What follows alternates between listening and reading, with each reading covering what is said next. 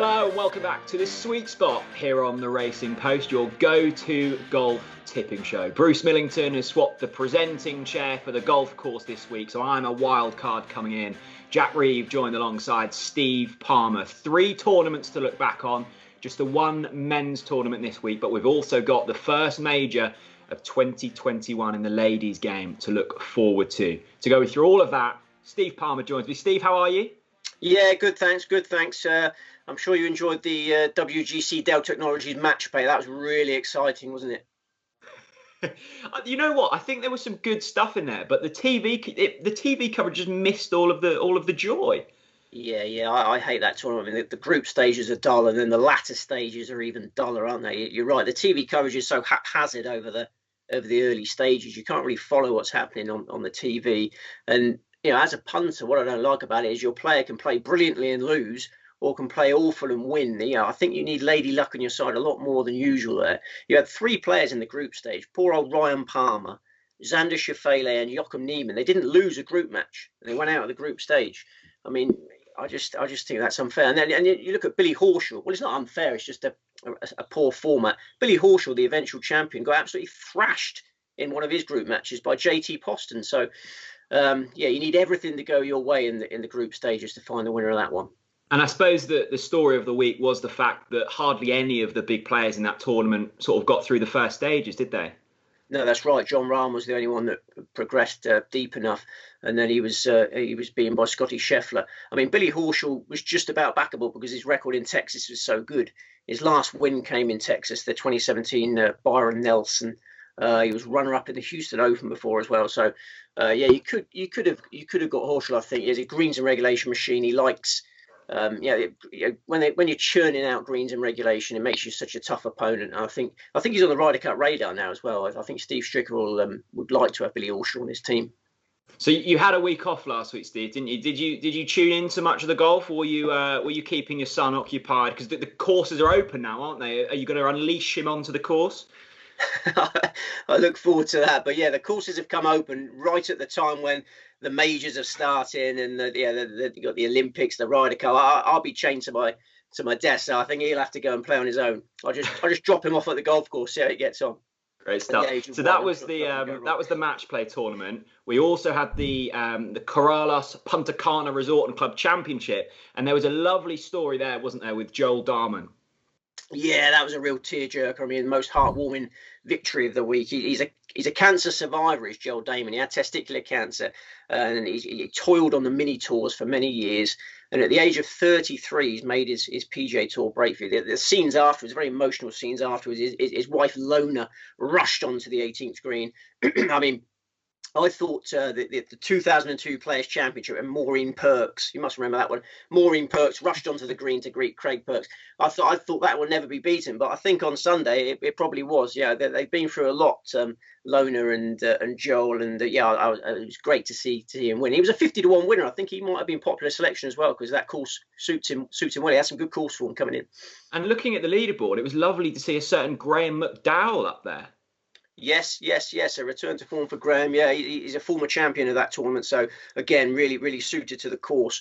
I mean, Damon down the stretch was understandably twitchy. He was 2 over par for that back 9. It was breezy, and he scraped home by a shot. But, I was pleased to see McDowell up there. And then in Ryder Cup terms, I mean, Thomas Pieters, it was another great opportunity for him. And he was in contention going to the final round, and he dropped away. He shot 74 on Sunday.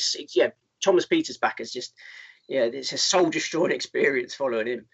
Well, I'm glad it's me and not Bruce, because I know Bruce has a certain mood towards a certain Thomas Pieters. We also had the Kenya Savannah Classic. Now, this was a strange one because it teed off on the Tuesday, didn't it? So we pretty much had a full week of golf, which is never a bad thing in my book. It was won by Daniel Van Tonder, found by Ian Wilkerson in the Racing Post Sport. So well done to him. Joe Champion tipped up Sam Horsfield, who I know you're a big fan of, Steve. He was well up there, but it was Van Tonder who beat Jazz Jane Wattenanond in a playoff. That was a joyful tournament in the end. I agree. Yeah, it was great to have a final round on a Friday, wasn't it? I mean, I look after my son all day on a Friday. We just settled down and watched the entire final round of the Kenya Open for hours. And he doesn't mind. And it was a thriller, wasn't it? I mean, I wasn't following the exchanges, but I'd imagine a lot of players went very short for that tournament. Yeah. That ended up not winning it. I mean, Jazz Janawatana had one hand on the trophy, bogeyed 16, I believe. Callum Hill looked like a potential champion until the 18th hole. I think of a bit of adrenaline in there and pumped it through the green, clumsy chip back, made bogey on the 18th. So it's a thrilling tournament. And Van Tonder, all credit to him. In the playoff, he was brilliant, wasn't he? I mean, on the back nine, a bit of a wobble, then the big long snake at 18 to get in the playoff. And then in the playoff, he was fantastic. I'm not sure about him as a player. I think I don't really like that big ropey hook. He aims like 40 yards right and pulls it round. I think what helped him was how easy Karen is. I mean, Karen is one of the easiest tracks out there. I think a lot of these drivable par fours, he was just slugging at the green and reaching a chip and a putt for birdie. I'm not sure about Van Tonder on more difficult tracks, but fantastic to see him win that. He looked so happy, didn't he? The great thing with Van Tonder is he gave himself so many birdie chances, but often he put his first putt like 10-foot past. He was so aggressive.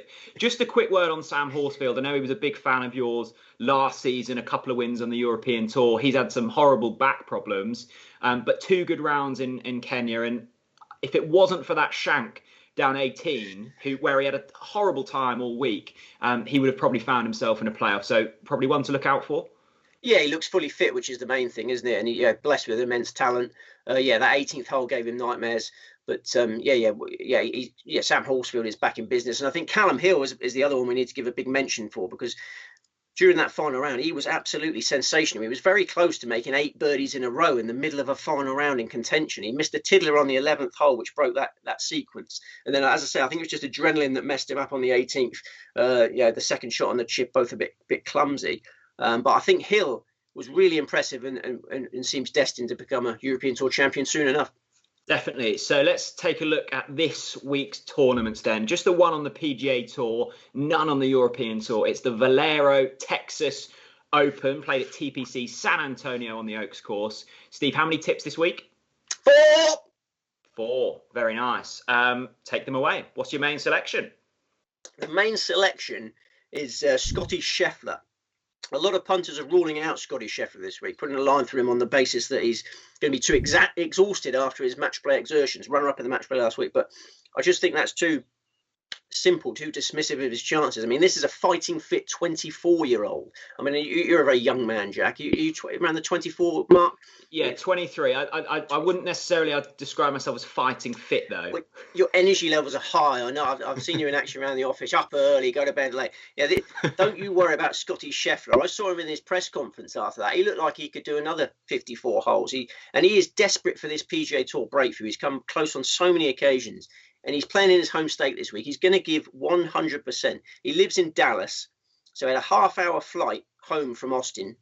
It's a 45-minute flight from Dallas to San Antonio. These are very, very short journeys for PGA Tour pros. You also have to consider how fresh he was coming into the match play. The only other tournament he's played in March was the Players' Championship, and he missed the cut there. So this month, he's only played 9 competitive rounds of golf. And 7 of those were last week. So it was a big workload last week, but it's spread across 5 days. The weekend is the really intense part of the match play. He came into that weekend with a 5-4 victory over Ian Poulter. So he breezed through the last 16. So I think the confidence he gained from last week is much more important than the potential fatigue. Look at how he performed last week. Scheffler was unbeaten in a really tough group. Xander Schauffele and Jason Day were in that group he came through. Then he thrashed Ian Poulter, the king, Europe's Ryder Cup king. Then he beat John Rahm, who was the best player to get through to the knockout stages we discussed. He beat a former match play champion in Matt Kuchar, and the only person who beat him all week was Billy Horschel. Scheffler banked a check for more than $1 million for finishing runner-up. He's propelled himself into the Ryder Cup equation. It was a fantastic week for Scotty Scheffler, so I think he overcomes the fatigue and goes really close in his home state this week to winning. He's lived in Texas since he was a little kid.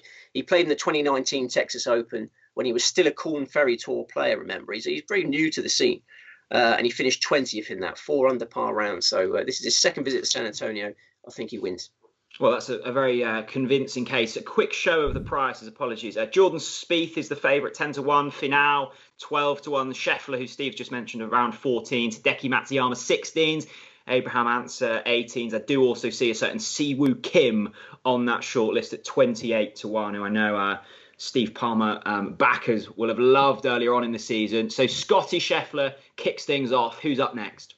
I must just add with the Scottish Scheffler, easy to forget this, but during the dark times of the first lockdown, late spring last year, there was golf was cancelled all over the globe, but they played some tournaments in Texas. Some big names turned up in Texas for these 54-hole charity events in Texas.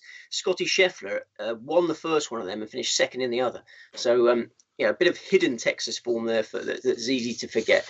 So Scotty Scheffler's my number one. Opened up at 18-1 when Dustin Johnson was in the field. It's a shame Dustin Johnson's pulled out. So a couple of times that's happened now, hasn't it? Yeah. He don't give a monkeys, does he? He just he makes these late decisions. I'm sorry to the sponsors, but is it that, or is there something slightly more underlying there that punters should maybe be looking out for in future tournaments? I think he's just realised he got his schedule wrong there. I think I don't think the Texas Open was on his schedule. Then he went out of the group stages of the match play and added it, and then had another rethink and decided to axe it. So there's a lot going on in Dustin's brain. He's not happy with his game, and he thought playing through it might have helped, but now he's obviously going to go back to the range. But we'll perhaps come on to Dustin later in our.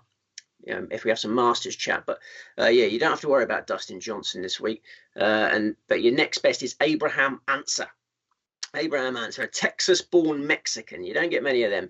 He was born in Texas. And he grew up in Mexico, and then he returned to Texas. He actually lives in San Antonio, where we're playing this week. He practices regularly at this venue. He likes to mix it up. I saw an interview with him where he likes to go to all the courses in his area, but he's played plenty of practice rounds at TPC San Antonio. And Scheffler and Answer, arguably the two best maidens on the PGA Tour. And while there's some of this field will have more than one eye on next week's Masters, these two will be fully focused on the next 72 holes. They're desperate to get off the mark. Answer has a solid but unspectacular record in the Texas Open. Lots of 40-something places. But he arrives in really decent nick this week, full of confidence, really unlucky group stage loser. We talked about how those group stages really have to go your way. He beat Bernd Wiesberger, he beat Kevin Struhlman, then he lost to Victor Hovland on the 18th green. If head-to-head records counted as a tiebreaker, which they did for many years, they changed the rules in 2016, he would have progressed because he beat Struhlman and they tied. But they don't count anymore. So he had a playoff with Struhlman, and Struhlman made a birdie at the first hole, and Answer was out. But don't you worry about that. Answer is in good nick. And he's going to a course he likes, a course he knows well. So Abraham Answer up next. Scotty Scheffler, Abraham Answer. We're on to the third. Who are we going for? We're going for Charlie Hoffman, who as yet is unqualified for the Masters. Bruce would be devastated. He loves backing Charlie Hoffman for first round leader in the Masters every year to some great success. He's made an impact in the Masters as Charlie Hoffman. But he can put it right this week. There's one spot available for the Masters for the winner of the Texas Open. That could easily be Charlie Hoffman because he's got an incredible record at TPC San Antonio. He won this tournament in 2016. His course form figures in full are 13, 2, 13, 3, 11, 11, 1, 40, 64, 2. 10 appearances, only twice outside the top 15. And he's coming in form. He found his A game at Pebble Beach last month. He finished 7th at Pebble Beach, 10th at Bay Hill, 17th at Sawgrass, was heading for another decent check last week in the Corrales Punta Cana, finished with a quadruple bogey 8, which dropped him right down. It was breezy in the closing stages. He dumped a couple of drives in the water, made an 8. Don't worry about it. He was out of contention by then. He didn't really care. His driving was generally good last week. 3rd for driving distance, 20th for driving accuracy. So I can't see Charlie Hoffman failing to contend. You get 33-1 each way on his favourite track. Brilliant. Amazing. Well, that's another convincing argument, Steve. So Charlie Hoffman, 4 picks, on to the last. Take it away. Final pick, Brandon Grace. 70-1 is still on offer about Brandon Grace. I think it's a great each way price. He got his career back on track a month ago in the Puerto Rico Open by winning that with a final, brilliant finish to that tournament. He's back in the world's top 100 after the Puerto Rico when he ummed and ahed whether to play at Bay Hill because he said he was exhausted. He did play at Bay Hill. He finished 26th, and then he missed the cut at Sawgrass the following week. I think the tank was dry then.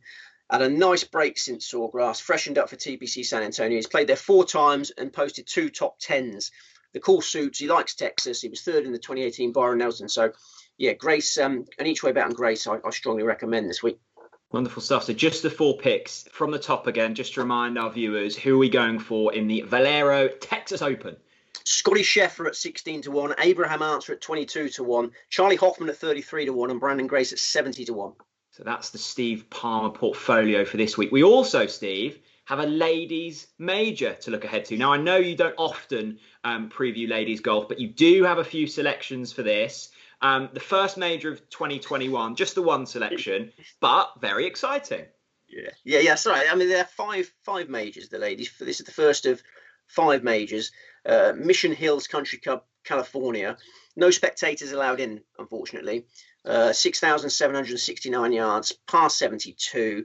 And yeah, I've just got one selection. I don't really understand why she's not the favourite. It's Jin Young Ko.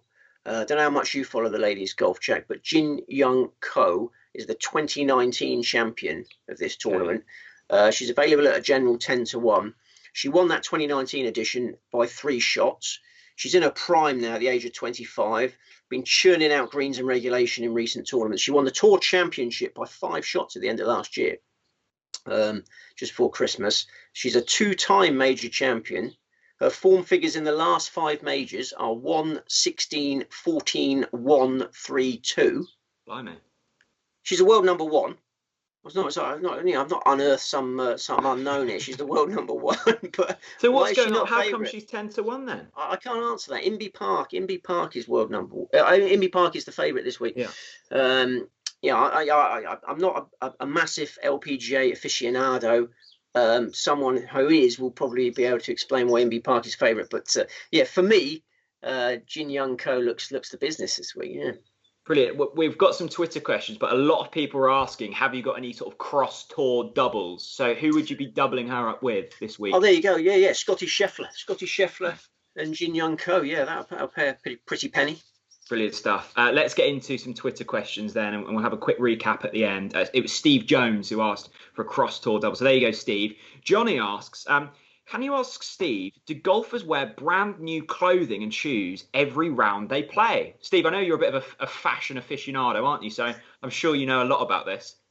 I don't think they wear new shoes every time they play, because that'll get them in trouble. I mean, Patrick Reed at the start of the year, when I backed Patrick Reed, and he got foot blisters in Hawaii because he had some new shoes, and I was pretty angry about that. So I think they're careful with the shoes. They like to wear them in. But with the clothes, they get clothes thrown at them by the sponsors, don't they? Every week they get told what to wear by their sponsors, pretty much, and they get all the new garments thrown at them. Well, the rich ones do.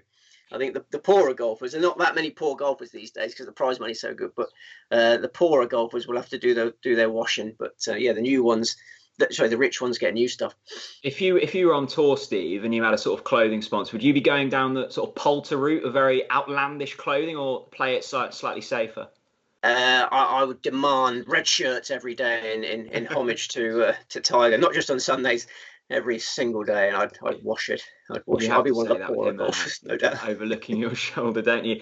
John says, very simple question: can Victor Hovland win the Masters? Yes, of course he can. Yeah, he's an amazing golfer, and he's not a debutant, is he? He finished 32nd on his debut in 2019 when he was still an amateur. So this will be his second visit. So yeah, I'll probably side with more experienced players. It's unlikely that he's going to win the Masters, but I'm certainly not ruling him out because he's blessed with so much talent. Yeah, worth keeping an eye on, of course, the Sweet Spot next week and the Racing Post Sport website. I know Steve's putting in long hours at the moment to prepare the Masters coverage. It doesn't feel that long ago since the last Masters, does it, of course? JRG says, how does Steve feel about incredible each-way places with horrific prices versus higher win-only prices at the Masters? I know he's previously said the former is a great opportunity for the punter, but some of the prices are just awful.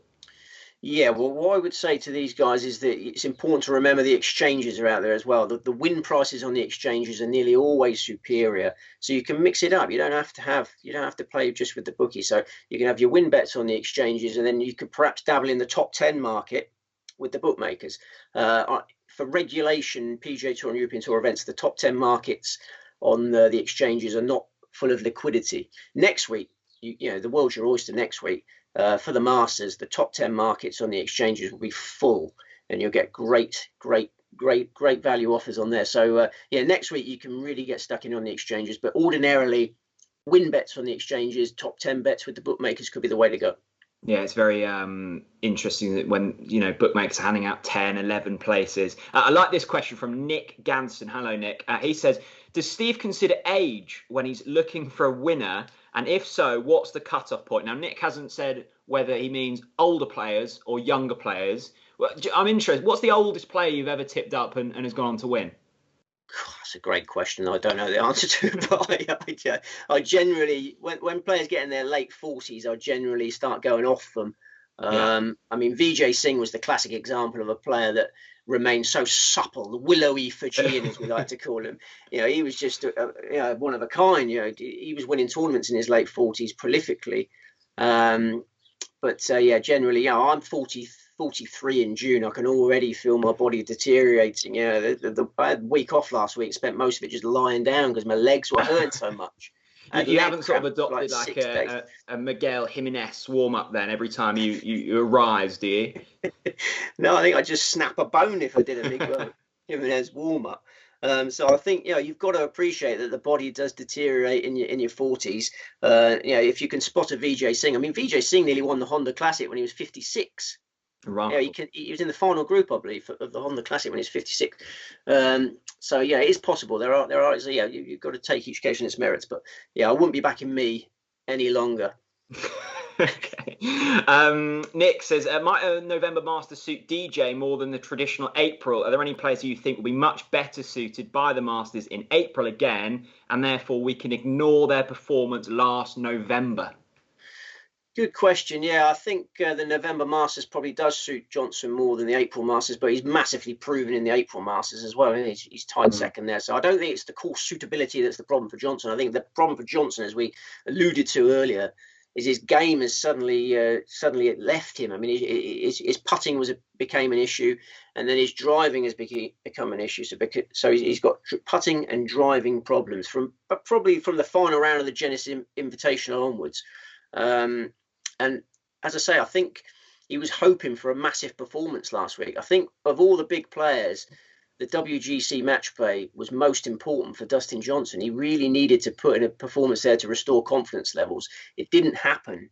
And then, he was umming and ahhing about the Texas Open and has decided against it. So he needs to find something on the range. He needs to get his driving back on the range this week.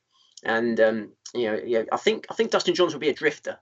I think he'd be a drifter. I don't like discussing the Masters too much. I like to conceal my thoughts a little bit so we get the prices. I know a few bookmakers watch this, but I can't see Dustin Johnson shortening from where he is in the market. I think he'd be a drifter. Talking about the Masters, I'm not sure if you saw, but of course Robert McIntyre has qualified for the Masters now, and he posted on Twitter the email he received to kind of register for it, and it was just a very generic email, and it felt very underwhelming. I would have thought if you've gone your whole career trying to get to Augusta, and then you just get a little. I mean, I think that would have probably slipped into the spam folder on my email, but I thought there might be like a sort of a gold box where things just appear out of it. Do they not send letters anymore then? Is it because of COVID they don't send the letter? They're normally getting a nice letter in the post, don't they? Yeah, at least you could frame it or something. I don't know. I just saw that. Spam folders are dangerous. I'll tell you an interesting story about that if you've got time. My friend who runs a cafe at Weymouth Football Club Cafe, I saw him about two weeks ago, and he was fuming. He spent the whole time slagging off Rishi Sunak and saying it's all a lie. They don't give you any money. They don't give you any money. It's all a lie. It's all a lie. My business is busted. My business is busted. And then saw him a week later, and he goes, "Oh, sorry about that. I'll take it all back. It was all in my spam folder. I checked my emails. I got fortunes in there from Rishi. So." Yeah, and has he got the money, or is it? Yeah, he's got the money now. But there was an email that came in and went in his spam folder that he should have checked out. He's not very good with his technology, and his business was about to go bust due to a spam folder. Yeah, they're the emails you want to be seeing, aren't they? Yeah, but he's all right now. The cafe survives, and Rishi, we all love Rishi again. From Augusta to Weymouth, that was quite the journey there. Final question: what's the worst value you've ever seen pre-tournament? Spieth at 12-1 for the Masters is up there for me. That's from Andy Black. Anything? Yeah. I mean, Yeah, I can't have Spieth. There's a lot of Spieth mania out there now, isn't there? But this week he hasn't got a great record on the course he's tackling this week. I think he's a vulnerable favourite this week. I much prefer Scheffler to Spieth this week. I don't think Spieth's driving will hold up at TPC San Antonio. Next week, you never know what you can get from Spieth at the Masters. Augusta, he loves Augusta. He could conjure some magic there. But he's very short price. I can't see myself back in Spieth next week either. They're the two tournaments for this week. The sun is shining, Steve. What are you up to? I know you're kind of locked in your shed, aren't you? But are you going to try and get out maybe on the course or something? I'm getting out for one thing, and that is to go and have my jab today. Oh, yeah. I didn't think you'd be old enough. No, this afternoon I got my text yesterday, and I've been summoned for my jab today at Weymouth Pavilion. So normally my trips to Weymouth Pavilion are to watch a pantomime or something very pleasant. But today it's going to be a needle in the arm. But hopefully it won't cause any problems. I mean, I've heard invincible then. Oh, I'm going to feel great. Yeah, I'm going to feel great when I come out of there, because I've felt really bad the last week. I've had severe leg cramps. And then you start Googling, don't you? The Google doctor tells you you're basically going to die very soon. Ready salted crisps are the better cramp. Well, I actually consulted the doctor, and his prescription wasn't far different to yours. His prescription was tonic water. Okay. Was this a proper doctor or a Google doctor? No, this was a proper doctor. I don't normally resort to proper doctors, but I was so desperate for some solution to permanent leg cramps that I had a phone appointment. They don't like to come in at the moment, do they, because of the COVID dramas? But I managed to get a phone appointment, and he's prescribed tonic water, which has got some special ingredient called quino or something. Quino, is it quino? I thought he was a Portuguese footballer that played in the Hull. But apparently quino is an ingredient in tonic water that makes your leg cramps better. So it wasn't like withdrawals from work, was it? And you just little chinks in your armour. I think sedentary lifestyles are bad for you, Jack. You're a young man. Don't waste your life sitting in a seat like that, right? You say you're 23, 24. Yeah. Get out there and move, all right? Because if you spend your whole life sitting down like you are now, your body will eventually just become so feeble you won't be able to move. So move while you can, mate. That's my. Yeah, I don't think VJ Singh was. Great life advice for our viewers, Steve. I doubt VJ Singh was got to the stage he did from sitting down all day. Anyway, the Texas Open has been previewed, and also the ANA Inspiration. A big thank you to all of our viewers this week. Bruce, I'm sure, will be back next week. I think he's occupying Paul Keeley on the golf course at the moment, so he's got things to go there. He'll be back next week to preview the Masters with Steve Palmer. Thank you for watching. If you are having a bet this week, please do remember to do so within your means. Stay safe. Bye-bye.